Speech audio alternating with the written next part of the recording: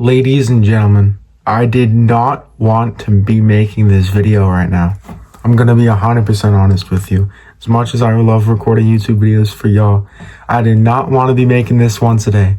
Because today marks the day, 1 week away, until Vladimir Guerrero Jr. can be eligible for a contract extension. We have 1 week to extend his contract.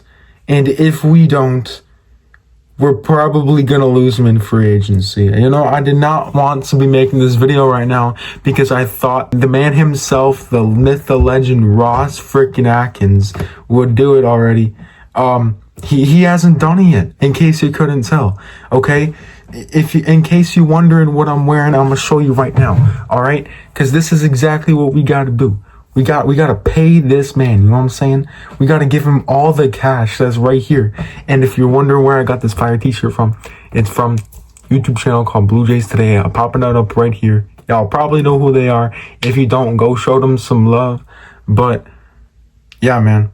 Vladimir Guerrero Jr. could potentially no longer be a Blue Jay, and I honestly don't know how I feel about it, okay? Because this could be the beginning of the end for the Toronto Blue Jays. And what I mean by that is, sure, you're going out and you're getting all these free agent talents. You're getting Jeff Hoffman, Anthony Santander, Yimi Garcia. You brought in Andres Gimenez. Those moves are cool and all, right? Try to win when you have Vlad and Bo still on one-year deals, still on your team, in control, and try and win a championship this year. It's not going to happen, but at least you got to try and do it, you know what I'm saying? So they went out and they tried to do it. Those moves don't help you for the future. Sure, Andres Gimenez is here till 2029, but the other people are on 3-year deals, 2-year deals, and they're all old guys. Okay, Anthony Santander, he's only 30, but he's on a 5-year deal, and by the end of that deal, he is going to be 35. We got Max Scherzer, who's probably going to retire after this year. Not probably, he is going to retire after this year. So none of this helps your future. The only thing that helps your future is Vladimir Guerrero Jr. And if you get him to a contract extension before February 17th, that's the day, by the way. February 17th is the deadline because he's given them till the first day of spring training when he reports to spring training, which is February 18th. So they got to get it done on the 17th or else it's out of the water. Okay? They've given them till February 17th. And if they don't get it done, then you have no future.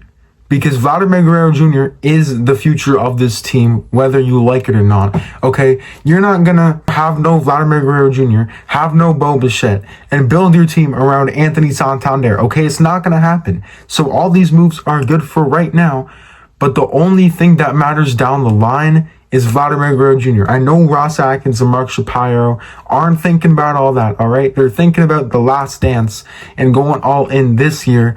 As much as I like that strategy, the only thing you need to do to plan for your future is extend Guerrero. Why? Because if you have Guerrero on your team for the next 10 to 12 seasons, then that's the man you build around. Okay, as long as you have that man on your team, and if you put the right pieces alongside him, you are going to be at least somewhat of a competent baseball team.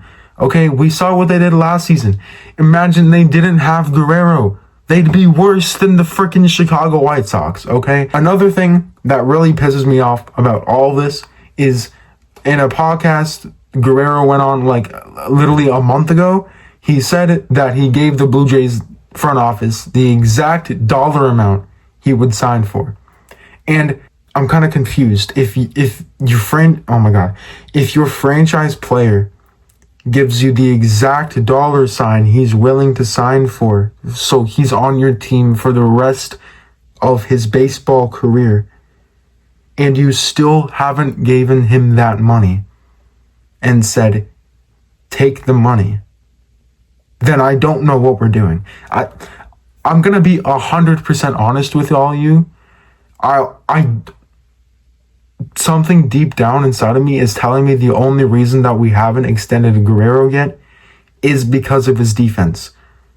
The only player that we've gotten for offensive production in the past 3 years, maybe 2 years, past 2 years, past 2 off seasons, is Anthony Santander this season.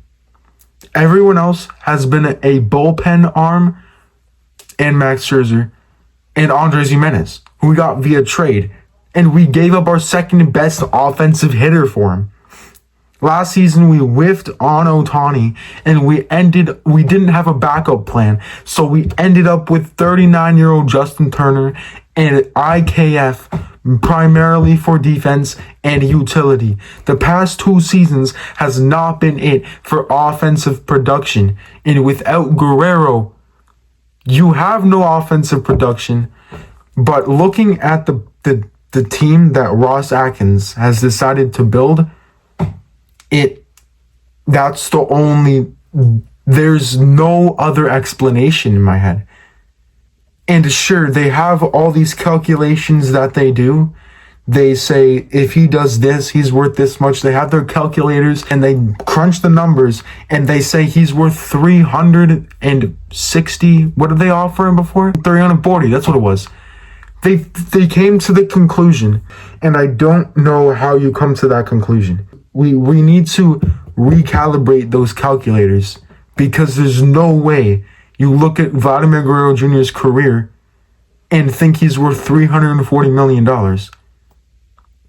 I just don't understand. This takes me back to the year 2021 when he was third in MVP. Was he third or was he second behind Judge? I think he was second. He was second in MVP when he was 24 years old.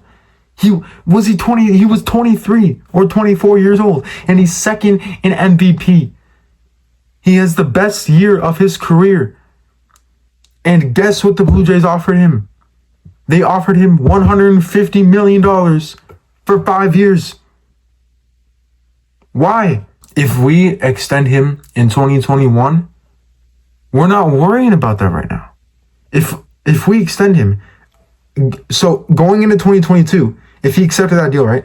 If going into 2022, say it was a 5-year deal, he'd be on contract till 2027. Then we wouldn't have to worry about it at all. And yet we're worrying about it right now. I don't get how your franchise player, it all comes back to this. I don't understand how your franchise player gives you the exact dollar sign. Mind you, he wants to be in Toronto. Okay? He wants to play for Toronto. He's made that clear 100 million different times. Okay? And sure, he might want to bet on himself, that being he doesn't want to sign an extension, which I don't think is true. I think he wants to sign an extension and stay here for life. But let's just say he doesn't want to. He wants to bet on himself and see if he does really good in the upcoming season, go into free agency, and potentially get more money. You're not. I don't care if Steve Cohen and the New York Mets just signed Pete Alonso. I don't care. They're still going to go after Vladimir Guerrero Jr. in free agency. Everybody is. The same teams that were in on Ohtani last season, Juan Soto this season, they're all going to be on Guerrero this upcoming free agency if he doesn't get a contract extension, because he's like the only notable guy in free agency. Okay, you look at the other guys, are kind of bums compared to him. All right? He's going in basically the exact same age as Juan Soto. And depending on what he does next season, going in with the same production as Juan Soto, except maybe even with a little bit better defense. Here's another thing that scares me. Okay, there's a lot of things that scare me about this because it's a scary time if you're a Blue Jays fan. If you don't get a contract extension done, which I will find you if you don't, but let's just say you don't, and Vladimir Guerrero Jr. has a really good season, then that's going to raise his market up like crazy. Say he has another season where he hits above 320, has like 30 to 35 home runs, and gets like 100 RBIs or something like that, okay? I don't really know. He's going to want like $550 million even. But if he has a bad season, then it's kind of like, like not a bad season, but like back when like he was in 2022 and 23, they were kind of down years. But let's just say he does that again. Then it's like, we don't really know what kind of player he is. So do we extend him, or do we let him go, or do we let the market decide his value because he's had 3 good seasons and 3 like mid seasons? But if you extend him now, you don't have to worry about all that. I don't really know where Ross Atkins is in with his mind. And it's not that they don't have the money to do it. They have the money to do it. Rodgers gave them the green light to go after Juan Soto. So that must mean they at least have $700 million. Sure, they spend some on Anthony Santander, but they deferred the contract. They're only paying him $11 million this season. Jeff Hoffman's only like $7 million. Point being, they could offer him $600 million if they want to. He's not worth $600 million, don't get it twisted, but he's definitely worth more than $340. And reports have been saying that Ross Atkins wants to get it done. Ross Atkins has been getting closer to what Guerrero wants, so hopefully those reports are true.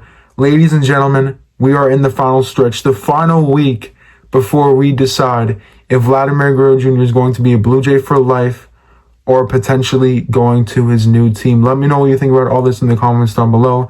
Other than that, it's been me, Brandon. I break down the Jays. Coming out with new content soon. I'll see you next time. Peace.